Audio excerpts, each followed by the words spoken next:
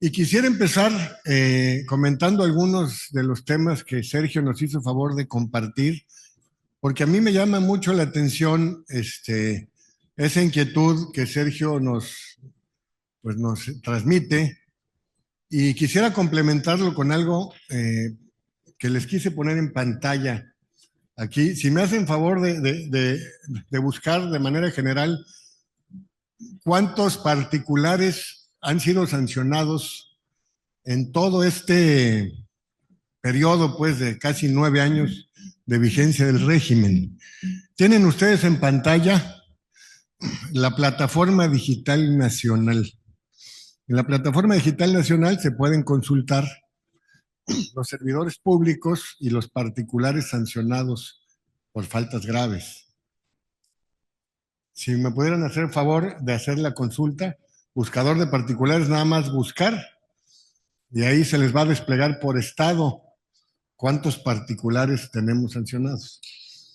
Se van a dar cuenta de algo que llama mucho a la reflexión, porque a pesar de que tenemos un régimen de particulares, que decía Sergio que antes no había precedente, pues tuvimos previamente a la ley de responsabilidades administrativas una ley federal anticorrupción en contrataciones públicas que tuvo una efímera vigencia y muy poca aplicación, pero que todavía a la fecha tenemos, si me pudieran apoyar subiendo para que puedan observar nuestras amigas y amigos en pantalla, buscar, y pues ya se había desplegado ahí abajo. Fíjense ustedes nada más, ¿cuántas sanciones a empresas creen que existan a nivel nacional? ¿Cuántas sanciones a empresas? De acuerdo al registro, no lo estoy diciendo yo, de acuerdo al registro de la Plataforma Digital Nacional, una sola sanción a empresas por hechos de corrupción, por faltas graves de particulares. Si me podrían ayudar bajando, por favor. Una sola sanción a empresa del Estado de México. El resto de registros que ven aquí, fíjense ustedes, Colima 0, Aguascalientes 1.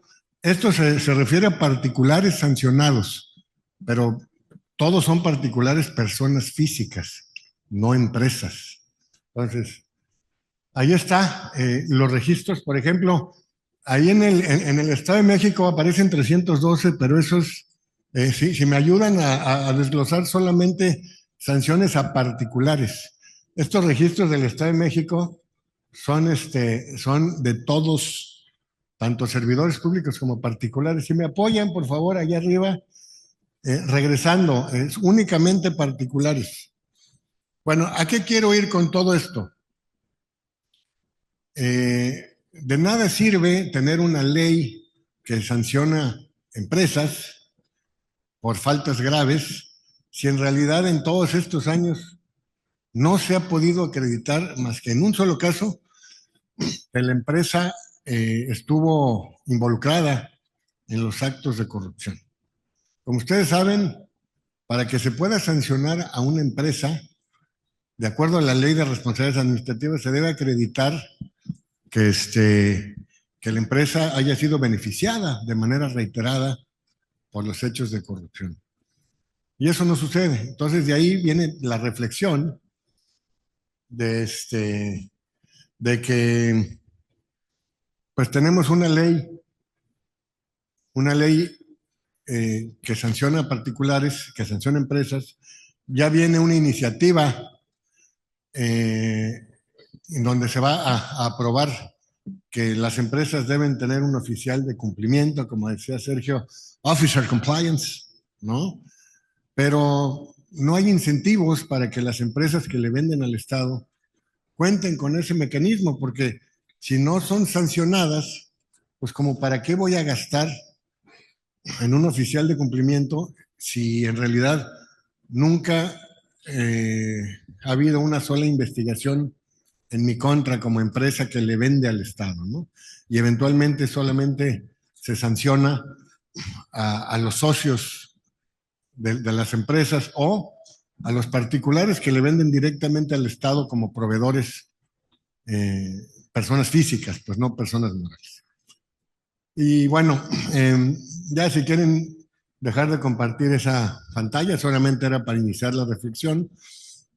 Y por otro lado, quisiera yo comentarle a Sergio, cuando dijo que los ciudadanos no somos los niños héroes, no podemos constituirnos como niños héroes porque nuestra capacidad nos rebasa, pero sí estamos comprometidos con hacer lo que se pueda. Evidentemente, en los CPCs, pues no vamos a ser los paladines del combate a la corrupción, ni los niños héroes, ni mucho menos, pero sí estamos comprometidos a dejar algún legado, a dejar compromisos, a dejar acciones que sirvan para prevenir y para combatir la corrupción hasta donde nos alcance. Y precisamente, pues parte del objetivo de esta charla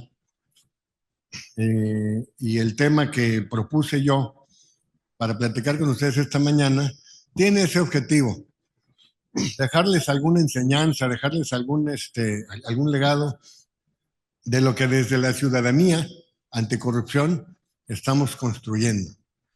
Y quienes me hayan escuchado el año pasado, cuando estuve en esta misma jornada, en la novena, que les hablé de prevención de manera general, acciones preventivas, esta sería una especie de segunda parte de reflexiones. Por eso le pusimos a la charla de la prevención al castigo, estrategias para un buen gobierno, ¿no? Y bueno, ¿por qué estrategias para un buen gobierno? Porque vamos a hablar en positivo, como decía Sergio, ¿no? Vamos a hablar de integridad, de buen gobierno, de ética pública, para generar pues esa sinergia que trae ya pues todas las secretarías que antes de ser anticorrupción y buen gobierno pues tenían otras denominaciones, ¿no? De ahí que por eso en el logotipo de ustedes se destaca buen gobierno por encima de anticorrupción, ¿no? De ahí que voy a compartirles algunas reflexiones del cómo debemos combatir la corrupción desde la perspectiva preventiva, sin olvidar que también el castigo, la sanción, pues es sumamente importante para generar ejemplaridad, ¿no? A veces se cree que con el solo castigo estamos combatiendo la corrupción y nos olvidamos de las acciones preventivas que son fundamentales para generar esa sinergia de buen gobierno. Y de repente nos enfocamos solamente en publicar en nuestras redes sociales que sancionamos aquí, que sancionamos allá, y creemos que con eso estamos lanzando el mensaje a la sociedad de que estamos combatiendo la corrupción de manera efectiva, y no es así. El primer eslabón del sistema anticorrupción, y lo hemos dicho muchas veces, es la prevención.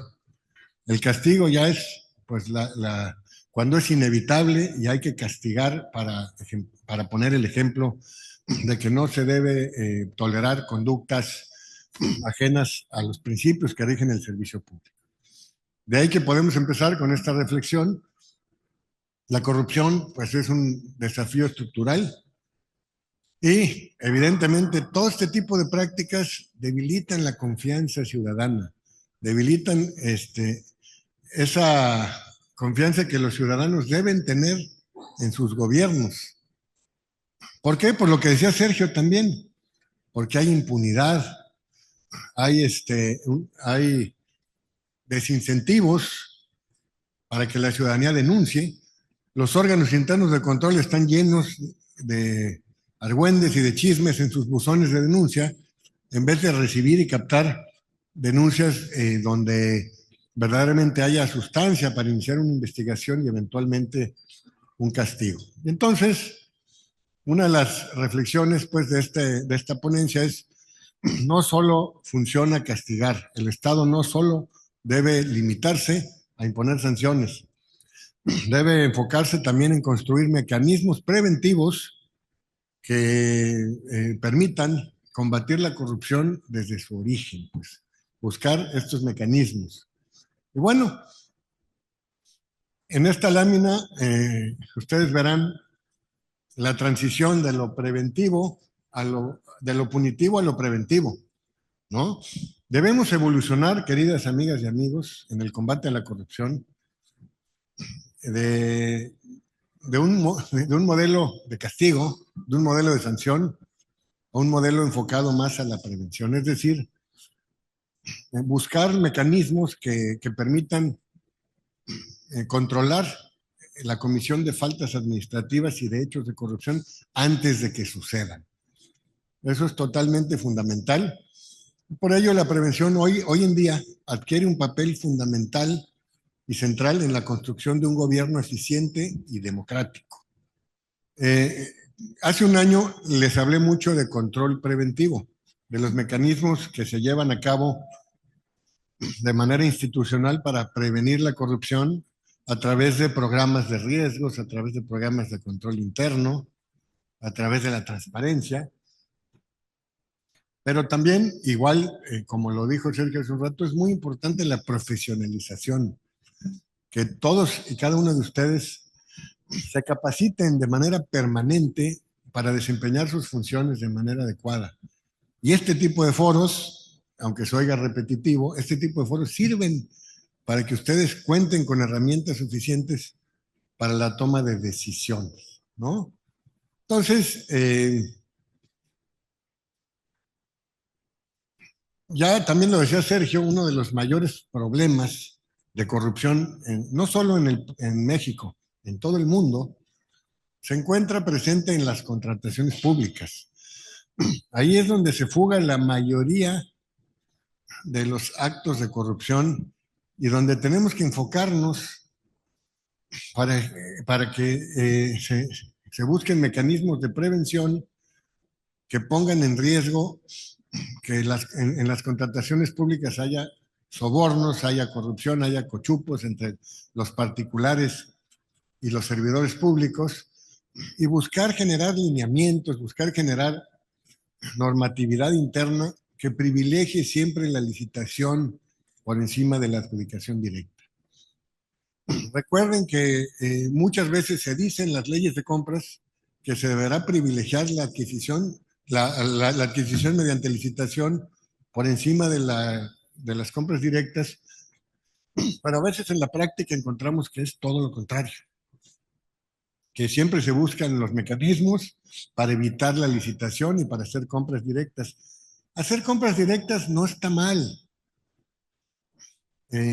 siempre y cuando existan condiciones para que se realicen compras directas. Por ejemplo, cuando se establecen mecanismos para que haya empresas que ya estén certificadas con sistemas de integridad empresarial o que ya existan contratos marco que presenten las mejores condiciones para el Estado, entonces a lo mejor sí se justifica hacer una compra con estas características, porque se están ofreciendo las mejores condiciones para el Estado, porque ya existen esas circunstancias en donde hay un blindaje para que la compra pública no tenga un efecto de riesgo en inflar precios o en generar condiciones que no sean las mejores para el Estado, ¿no? Bueno, entonces, ¿cuáles son eh, entonces los parámetros entre prevención y castigo? Una y otra no pueden sobrevivir por sí mismas. Es decir, tanto la prevención como el castigo, como las sanciones, deben complementarse de manera adecuada para generar condiciones de combate a la corrupción integrales, estratégicas.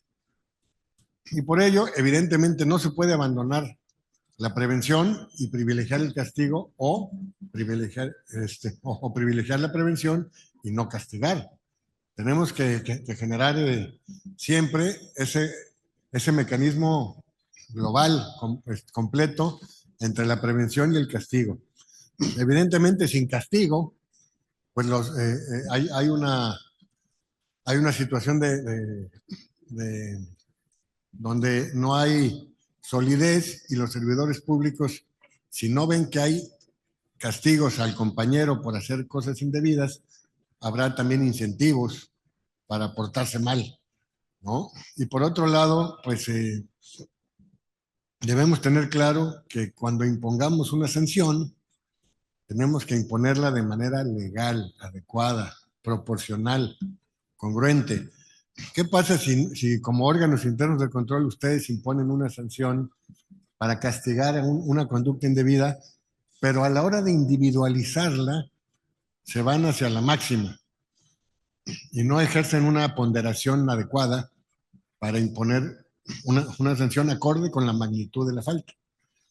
Que el servidor público sancionado les va a impugnar esa determinación y es muy probable que en el Tribunal de Justicia Administrativa le concedan la razón al servidor público sancionado, al particular sancionado, porque no se ejerció esa metodología de individualización de la sanción de manera adecuada. De ahí que pues eso es muy importante que se reflexione, porque la imposición de sanciones desproporcionales no combate la corrupción. La imposición de sanciones desproporcionales lo único que propicia es ilegalidad y por lo tanto impunidad ante la comisión de faltas, ¿no? Bueno, y entonces también es muy importante transitar hacia lo que también Sergio nos mencionaba, hacia un gobierno íntegro, un gobierno ético y responsable. Un gobierno eficiente, un gobierno que genera buenas prácticas, no es un gobierno que permanentemente esté buscando crear nuevas normas, ¿no? Mientras más normas haya, más complejo se vuelve el buen ejercicio de la función pública. Por ahí decía un viejo filósofo que un gobierno, mientras más leyes tiene, más corrupto es. Entonces, no necesariamente sobreregulando nuestras actividades vamos a generar combate a la corrupción o eficiencia gubernamental. Hay que crear normas concretas, hay que crear normas que rijan nuestros procesos, pero no sobreregular. ¿No les ha pasado eso que de repente se encuentran con que de repente las y los legisladores vamos a castigar esto aquí con severidad, vamos a crear una ley que regule tal cosa, vamos a crear otra ley que tal? Y eso no funciona. La sobreregulación siempre va a ser motivo para desorden y para generar espacios de impunidad. De ahí que pues siempre debemos tener esa conciencia. El tener códigos de ética y códigos de conducta nos ayuda a que como servidores públicos tengamos valores que cumplir, pero no necesariamente pues estos códigos de conducta van a ser fuente obligacional suficiente para sancionar servidores públicos. Necesitamos también fuentes obligacionales legales, ¿no? Aquí, por ejemplo, en el ámbito de la institucionalización, pues hablamos de programas de integridad, pero no programas de integridad en el ámbito privado, programas de integridad en el ámbito público, en el ámbito de los entes públicos. Como entes públicos y como gobierno estatal, debemos tener programas de integridad del servicio público. Y ahorita más adelante les voy a compartir una propuesta que estamos haciendo desde el CPC del Estado de México.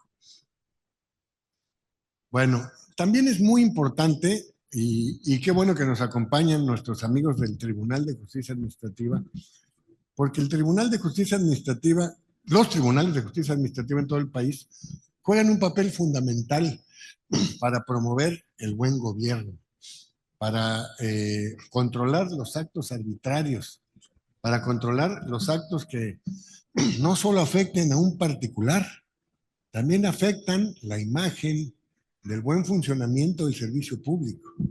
Entonces, el papel del Tribunal de Justicia Administrativa en el estado de Baja California es fundamental para generar ese control y esa contención a los actos indebidos que a veces se generan en los entes públicos.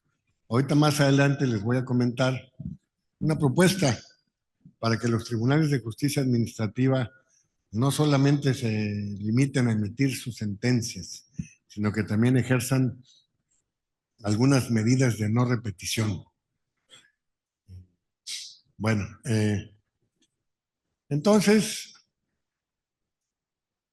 transitar a un modelo de prevención, vigilancia y sanción, pues requiere que se analicen diversos conceptos como los controles, transparencia y ética profesional, la aplicación efectiva de la justicia administrativa, como les decía, la vigilancia a través de auditorías, evaluación y coordinación anticorrupción, la revisión periódica de la normatividad, como ya lo mencionamos también, y cuando es necesario, ni modo, imponer sanciones. Las auditorías que ustedes realizan como órganos internos de control no siempre deben estar enfocadas a generar observaciones correctivas, deben estar también enfocadas a generar prevención, a generar acciones preventivas que impacten en el funcionamiento del ente público y que no sean necesariamente un acto que incomode al área auditada, sino que sea de acompañamiento, que sea de carácter estrictamente preventivo, ¿no? Entonces,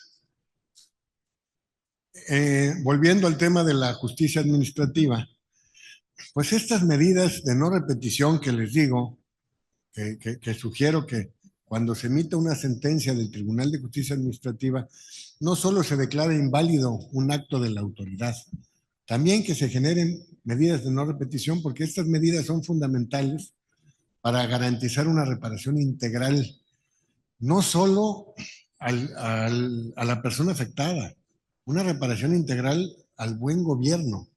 Se nos fue ahí la imagen. Entonces, esto tiene un efecto totalmente preventivo, tiene un enfoque totalmente preventivo, porque las medidas de no repetición van a prevenir afectaciones sistemáticas, insisto, no solo a los particulares, sino también al buen funcionamiento del servicio público. Y entonces, eh, no sé qué opinen nuestros amigos magistrados. A lo mejor me dirán, oye, pero eso no me lo permite la ley.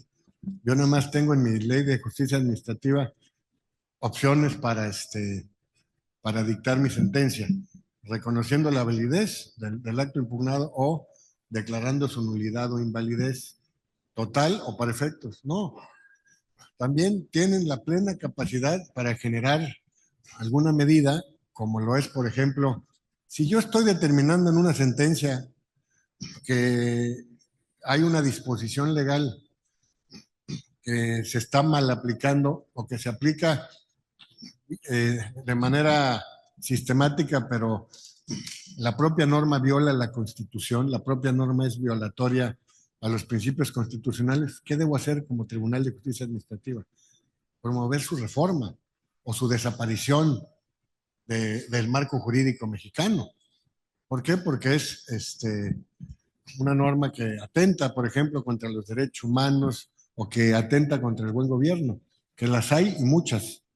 A veces es reiterado que las sentencias de invalidez o de nulidad de los tribunales de justicia administrativa pues traigan esa, esa consideración pues de que alguna norma no está ajustada a la constitucionalidad.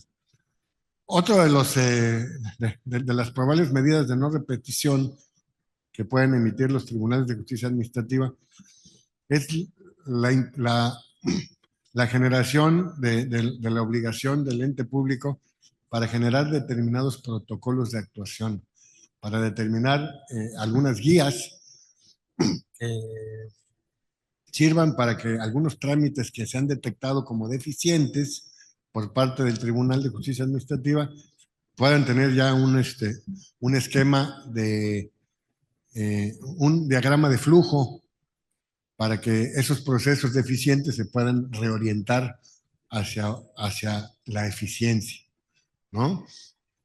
Por supuesto, hoy en día juega un papel fundamental el tema de la tecnología. Si estamos dándonos cuenta que hay determinados actos irregulares cometidos por entes públicos, por el trato directo que tienen con el usuario, pues ordenar que se generen trámites digitales, evita ese contacto ciudadano y posibles hechos de corrupción. Hoy en día, hasta los municipios más chicos ya cuentan con sistemas informáticos en donde se pueden generar plataformas para hacer trámites y evitar con ello que haya el contacto ciudadano y el riesgo inminente de que haya actos de corrupción. Y por supuesto, una medida de no repetición que debe adoptarse como práctica por parte de los tribunales de justicia administrativa es darle vista a ustedes, los órganos internos de control, de cualquier acto que pudiera haberse cometido y que cause o que se encuadre en alguna de las disposiciones de la ley. Si hay una invalidez, una nulidad de un acto administrativo y durante el juicio contencioso el magistrado detecta que pudo haber habido alguna irregularidad, debe dar vista, debe ordenar que se dé vista al órgano interno de control para que eventualmente inicie una investigación y se castigue al servidor público que propició ese acto ilegal, ¿no? Bueno, aquí les voy a poner algunas propuestas y les voy a compartir algunos documentos para su reflexión e intercambio de ideas y que seguramente les van a ser muy útiles en el ejercicio de su cargo. Sin duda, como hablábamos hace un rato, la digitalización es fundamental para reducir la interacción cara a cara y eliminar oportunidades de soborno. Entonces, buscar propiciar una ley que privilegie los trámites digitales por encima de los trámites personales es muy, muy importante. En el Estado de México, desde el CPC hemos propuesto ya en el Congreso del Estado una ley de integridad pública. Una ley de integridad pública que transforme la integridad pública en un concepto deontológico en una obligación legal. Suena probablemente raro, porque la integridad pues tiene una naturaleza normalmente deontológica, ética. Sin embargo, no está peleado que se legisle de manera formal una ley de integridad que considere elementos y parámetros específicos de cómo deben comportarse los servidores públicos, por ejemplo, en el tema de contrataciones públicas, por ejemplo, en el tema de conflictos de interés, por ejemplo, que se sepa y que se defina cada uno de los principios que rigen el servicio público. A veces creemos que los principios por sí solos están definidos y no lo están.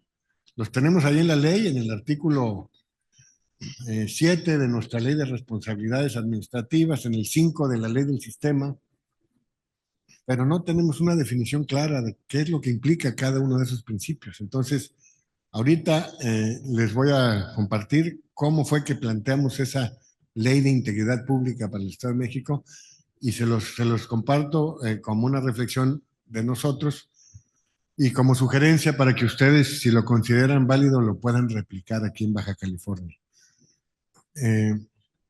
Les decía yo de la sobreregulación y también es muy importante que para prevenir actos de corrupción e ineficiencias en el servicio público se haga un barrido, una revisión de toda la normatividad y se eliminen normas obsoletas, normas que lo único que están propiciando es obstáculos para el buen funcionamiento del servicio público en vez de ayudar a que los procesos sean más fáciles. Y por supuesto, algo que desde el CPC del Estado de México hemos estado impulsando desde hace ya tiempo es el tema de la educación anticorrupción. Fomentar desde las infancias la cultura de la integridad. Fomentar desde las escuelas, llevarles al a las escuelas la cultura de integridad y de la ética. En la Secretaría Anticorrupción y Buen Gobierno Federal están llevando a cabo un programa eh, de, de fomento anticorrupción y de integridad en las escuelas. Eso seguramente pues lo han estado replicando en algunos casos, pero también nosotros como ciudadanos estamos apoyando, estamos aportando con insumos lúdicos para poder fomentar, insisto, desde las infancias esa cultura de integridad. Ahorita les voy a compartir eso. Bueno, en cuanto a las auditorías, como les decía hace un rato, las auditorías no necesariamente deben tener un enfoque de castigo o correctivo, deben tener un enfoque también preventivo. Y estas auditorías, a veces, por los mecanismos tan rígidos que tienen, sobre todo las auditorías externas, a veces no son oportunas. No son oportunas porque se está revisando lo que ya pasó. Entonces, lo que ya pasó, pues ya está consumado. Los órganos internos de control tienen la gran ventaja de poder hacer auditorías en tiempo real. Auditorías que revisen los procesos en tiempo real. Por ejemplo, no limitar nuestras participaciones en los comités de adquisiciones a ser un invitado más con voz pero sin voto, sino acompañar a la institución de manera preventiva, pero también con ojo vigilante, para que cualquier irregularidad que podamos detectar en tiempo real en alguna compra pública, pues se observe de inmediato. A lo mejor se oye muy fuerte y es complejo pensar que el órgano interno de control va a parar alguna compra pública, pero a veces es necesario. A veces es necesario que si se están observando de plano cuestiones muy desaseadas durante un procedimiento licitatorio, tenemos que actuar como órgano interno de control de inmediato para generar en tiempo real medidas que permitan que no avance una licitación que se está viendo que va a tener un final complejo y que el Estado va a sufrir un deterioro, un menoscabo, porque se están inflando los precios, porque el mecanismo que se está utilizando para calificar a los proponentes no es el más adecuado. A veces las licitaciones de puntos y porcentajes se prestan para que haya mucha discrecionalidad en la calificación de las propuestas y se suba mucho o se baje mucho un puntaje con la intención de beneficiar a alguno de los licitantes, ¿no? Y entonces, para recuperar la confianza ciudadana, ¿qué tenemos que hacer? Pues primero, como dice Sergio, nuevamente lo parafraseo, empoderar a los ciudadanos, aunque se oiga feo, y desde la perspectiva de alguien que ya pasó como servidor público y ahora está del lado ciudadano, si no se empodera a los ciudadanos, no estamos haciendo un esquema de gobernanza adecuada. Sin duda los ciudadanos no somos niños héroes, ni mucho menos, ni solitos podemos combatir la corrupción, pero el esquema de gobernanza creado en el Sistema Nacional Anticorrupción genera precisamente esa área de oportunidad que tenemos para recuperar la confianza de los ciudadanos en el gobierno. De ahí que cuando se abren estos espacios a la participación ciudadana y cuando ejercemos acciones de transparencia real, no transparencia simulada, transparencia real, vamos a recuperar la confianza de los ciudadanos, porque si nuestros actos son transparentes, la gente se da cuenta. Si nuestros actos son opacos, la gente también se da cuenta, ¿no? Bueno, entonces, como una reflexión final antes de compartirles algunos documentos, ¿qué tenemos en juego ante todo esto? Ya sabemos que la corrupción no solo afecta en el ámbito económico, también afecta en el tema de seguridad pública, en el tema de la tranquilidad que los ciudadanos debemos tener y como decía Sergio también, tenemos el derecho humano a una buena administración, a un ambiente libre de corrupción. Y entonces está en juego Si no cumplimos con estos parámetros, está en juego todo eso, ¿no? ¿Qué necesitamos para ello? Voluntad. Voluntad personal, voluntad política para cambiar las cosas. Si no tenemos eso, no podemos avanzar hacia ningún lado, ¿no? Entonces, estamos en un momento de gran oportunidad para construir un Estado íntegro. Un Estado íntegro que sea el motor del bienestar, que sea un compromiso de todos los días, en donde se establezcan políticas de tolerancia cero. Me refiero a tolerancia cero, no a que vamos a acabar con la corrupción. Me refiero a que vamos a hacer todo lo posible por disminuirla y porque sea lo menos posible.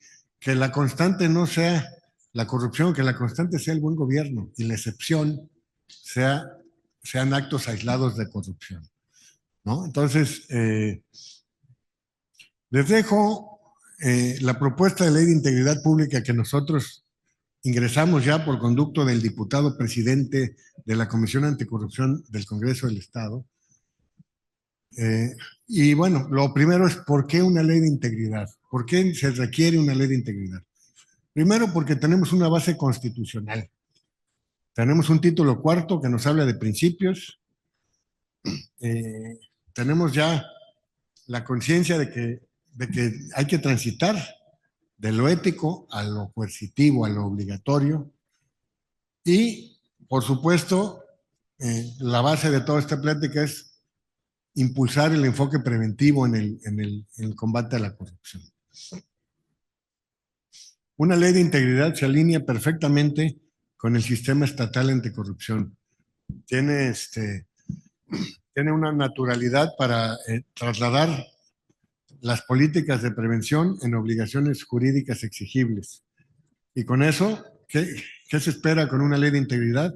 Elevar los estándares éticos, fortalecer la confianza ciudadana. En el caso de nosotros tenemos 125 municipios, reducir obviamente faltas administrativas y delitos por hechos de corrupción y consolidar un modelo de prevención efectivo.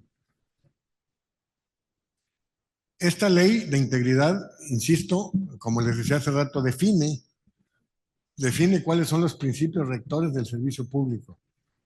Aquí pues es un resumen, les puedo dar incluso exactamente cómo se presentó en el Estado de México para que ustedes lo revisen, pero en términos reales, ahí están algunas definiciones que incorporamos dentro de nuestra propuesta de ley de integridad.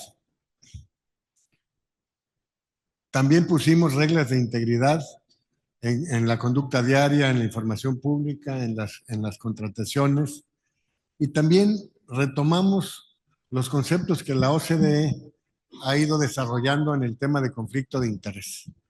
Como ustedes saben, el conflicto de interés está regulado en nuestra Ley General de Responsabilidades y en las leyes locales, pero no sabemos qué alcance tiene un conflicto de interés o hasta dónde llega lo que es un conflicto de interés real, potencial, aparente, cuando es directo, cuando es indirecto, cuando es un conflicto de intereses por relaciones o cuando hay beneficios, ¿no? Entonces, se retoman estos conceptos de la OCDE para generarlos ya en una ley, en una disposición jurídica que aclare de manera complementaria a la ley de responsabilidades cuáles son estos conflictos de interés, ¿no? Y también en el proyecto estamos metiendo instrumentos de integridad, ¿no? Este programa institucional de integridad que les mencionaba hace un rato, no integridad empresarial, no integridad privada, integridad pública, mapas de riesgos, códigos de conducta, una declaración de integridad. Fíjense ustedes, nuestra propuesta es que cada servidor público cuando entre a un cargo firme una declaración de integridad, prácticamente un documento en donde se comprometa a comportarse de manera ética e íntegra en el desempeño de su función. Parece utópico, pero si se vuelve una obligación suscribir este documento, pues genera ya una circunstancia interesante, ¿no? Por supuesto, la obligación de capacitarse es muy importante. Quienes hemos sido contralores federales, no sé cómo lo tengan aquí en el estado, pero quienes hemos sido contralores federales sabemos que teníamos prácticamente una obligación de cumplir con determinadas horas de capacitación al año. Y si no cumplíamos con esas horas de capacitación, podían hasta pedirnos la renuncia por no cumplir con esas horas de capacitación. En una ley de integridad y bajo este esquema, si, si, si le insertas la obligación de todos y todas las servidores públicas de capacitarse con determinado número de horas al año, pues estás generando un mecanismo de profesionalización obligatorio, ¿no? También en el ámbito de contrataciones públicas, esta ley de integridad pues genera mecanismos para que haya la obligación de generar estudios de mercado, de que las bases que se emitan sean neutrales, que no haya fraccionamiento en las contrataciones, que haya datos abiertos y por supuesto un registro de proveedores con el historial de cumplimiento, sanciones y evaluaciones de desempeño. Esto es bien importante, ya lo mencionaba Sergio también. En la federación, desde hace ya algunos años, se han promovido registros de empresas íntegras, un padrón de, de empresas que acreditan ante el Estado que son íntegras, y eso le sirve para tener pues el voto de confianza directo en una licitación pública, ¿no? Y entonces, finalmente, ¿qué requerimos para que se establezca todo este mecanismo de integridad? Pues la coordinación interinstitucional. Sin coordinación interinstitucional no vamos a poder avanzar. Por eso tenemos un comité coordinador para que las autoridades del comité coordinador y los ciudadanos se coordinen, no para que hagan esfuerzos aislados, sino para que hagan esfuerzos conjuntos, ¿no?